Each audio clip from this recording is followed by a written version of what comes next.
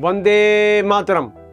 मेरे प्यारे देशवासियों, भारत का स्वतंत्रता संग्राम विश्व का अनूठा व असंख्य क्रांतिकारियों, नन्ही कलियों के समर्पण बलिदान की हृदय स्पर्शी गाथा है। पहले भी हमने आपके सामने एपिसोड 101 में नाना साहब पेशवा की 13 वर्षीय पुत्री मैना की 1857 की अमर कहानी सुनाई व एपिसोड 110 में हमने आपको नन्हे बालक बिशन सिंह के राष्ट्र व अपने गुरु के प्रति श्रद्धा भाव को दर्शाया है। कहावत है, शीश दिए जो गुरु मिले तो भी सस्ता जान। इस कहावत को स्वतंत्रता संग्राम में चरितार्थ किया राजस्थान की डूंगरपुर की 13 वर्षीय बालिका काली बाई ने। जिस विद्यालय में वह पढ़ती थी, एक दिन ब्रिटिश मजिस्ट्रेट विद्यालय में आए और अध्यापकों से कहा कि इस विद्यालय को तुरंत बंद करिए, क्योंकि आप छात्र छात्राओं को सरकार के खिलाफ भड़काते हैं, षड्यंत्र रचते हैं। विद्यालय को तुरंत बंद किया जाए। अध्यापक सेंगा भाई एवं नाना भाई खांट को डूंगरपुर के मजिस्ट्रेट ने चिल्लाकर यह शब्द बोले। दोनों अध्यापक क्रांतिवीरों की कहानियां सुनाकर छात्रों में साहस व बलिदान की भावना के लिए प्रेरित करते थे। सेंगा भाई ने मजिस्ट्रेट से कहा कि यह विद्यालय हमारा नहीं है, हम तो यहाँ नौकरी करते हैं, अतः यह विद्यालय बंद नहीं हो सकता। मजिस्ट्रेट यह उत्तर सुनकर आग बबूला हो गया। सिपाही ने नाना भाई के सिर पर बंदूक के बट से वार कर उनको बुरी तरह चोटिल कर दिया। वह बेहोश होकर गिर पड़े। उन्हें रस्सी से जीप के पीछे बांधने लगे तो काली बाई नाम की बालिका अपनी कक्षा से उठी और पुलिस की जीप का रास्ता रोक दिया और जोर जोर से चिल्लाने लगी कि मास्टर जी को छोड़ दो, मास्टर जी को छोड़ दो, मैं उन्हें नहीं जाने दूंगी। पुलिस ने काली बाई की पिटाई कर दी। वह निराश नहीं हुई, बल्कि दौड़कर विद्यालय में घास काटने की हंसिया उठा लाई और दौड़ते हुए मास्टर जी की जीभ से बंधी रस्सी को काटकर उन्हें छुड़वा लिया। परंतु काली बाई के उत्साह व निडरता से मजिस्ट्रेट आपा खो बैठा और काली बाई को गोली मारकर कोमल बालिका की हत्या कर दी। परंतु काली बाई विजयी हुई और मजिस्ट्रेट की हार।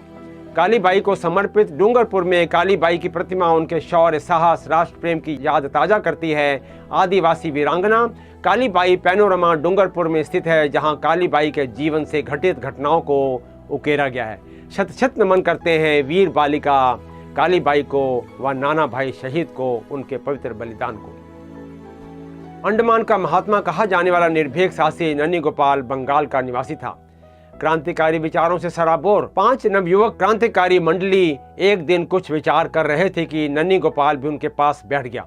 सभी एक ब्रिटिश अधिकारी के अत्याचार व क्रूरता से मुक्ति पाना चाहते थे, क्योंकि ब्रिटिश अधिकारी सामान्य नागरिकों को प्रताड़ित करता, अपमानित करता था। नन्ही गोपाल ने उन क्रांतिकारी युवकों से कहा कि मैं उस ब्रिटिश अधिकारी का कार्य तमाम कर दूंगा।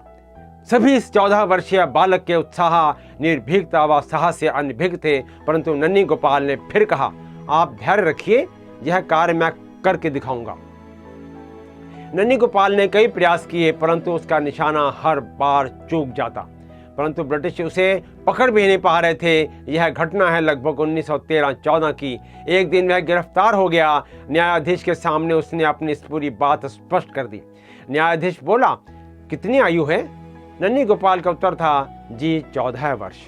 इस पर न्यायाधीश की प्रतिक्रिया, तो सजा भी 14 वर्ष, वह भी काला पानी। मानवीय मूल्यों का हनन करते हुए नाबालिग को खूंखार अपराधी की श्रेणी में रखा गया। यही वास्तविक चरित्र था ब्रिटिश शासन का। अंडमान जेल का जेलर भी क्रूर था। वह क्रांतिकारी नन्ही गोपाल को जो काम देता वह मना कर देता। जेलर बारी ने क्रोध में नन्ही गोपाल के कपड़े उतरवा दिए। अब नन्ही गोपाल ने भी ठान ली कि आज से बदन पर कपड़ा नहीं पहनेंगे। जेलर ने जबरदस्ती नन्ही गोपाल को टाट का बना कुर्ता पहना दिया, हाथों में हथकड़ियां। परंतु यह क्या, अगले दिन हथकड़ियां भी टूट गईं व कुर्ते के टुकड़े टुकड़े भी जमीन पर पड़े हुए थे। जेलर बारी ने 14 वर्ष के बालक को घोर यातनाएं दी, परंतु हठी बालक के आगे ब्रिटिश शासन अपने को बौना महसूस कर रहा था। अंत में जेलर ने झल्लाकर नन्ही गोपाल को सेलुलर जेल की एक खंडहर नुमा डरावनी जगह, जहां जंगल के मच्छर, जहरीले कीड़े और समुद्री ज्वार भाटों की गड़गड़ाहट वाले स्थान पर बंद कर दिया। परंतु नन्ही गोपाल की अद्वितीय सहन शक्ति से सब चकित हो गए व उनका नाम रख दिया महात्मा। नन्ही गोपाल ने आमरण अनशन कर दिया। अक्टूबर सन 1916 में 2 महीने तक जीवन से संघर्ष करता हुआ नन्ही गोपाल चिर निद्रा में लीन हो गया और अंडमान के महात्मा के रूप में प्रसिद्ध हो गया। शत शत नमन करते हैं माँ भारती के वीर बाल क्रांतिकारी अंडमान के महात्मा नन्ही गोपाल जी को। इस अवसर पर एक कविता याद आती है, शीर्षक है जाग उठा है आज देश का। जाग उठा है आज देश का वह सोया अभिमान, प्राची की चंचल किरणों पर आया स्वर्ण विहान।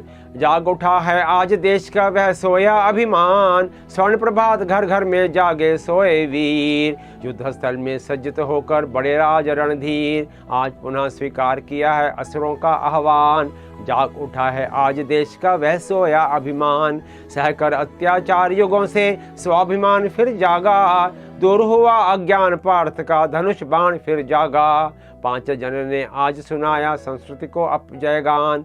जाग उठा है आज देश का वह सोया अभिमान।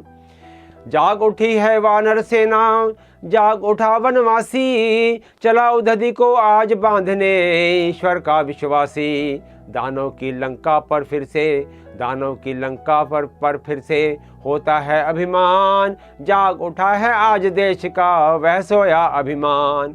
खुला शंभु का नेत्र आज फिर वह प्रलंकर जागा, तांडव की वह लपटें जागे वह शिव शंकर जागा। ताल ताल पर होता जाता पापों का अवसान, जाग उठा है आज देश का वह सोया अभिमान। ऊपर हिम से ढकी खड़ी है, ऊपर हिम से ढकी खड़ी हैं वे पर्वतमालाएं, सुलग रही हैं भीतर भीतर प्रलयंकर ज्वालाएं। उन लपटों में दिख रहा है भारत का उत्थान, जाग उठा है आज देश का वह सोया अभिमान। जाग उठा है आज देश का वह सोया अभिमान, जाग उठा है वह, जाग उठा है आज देश का वह सोया अभिमान। जाग उठा है आज देश का वह सोया अभिमान। मेरे प्यारे दोस्तों, मैं आशा करता हूँ आपको मेरा यह एपिसोड अवश्य पसंद आया होगा। कृपया से लाइक करें, शेयर करें और बेल आइकन को प्रेस करना भी ना भूलें। इस इतिहास को जन जन तक पहुँचाएँ, ये मेरा आपसे विनम्र अनुरोध है। जय हिंद।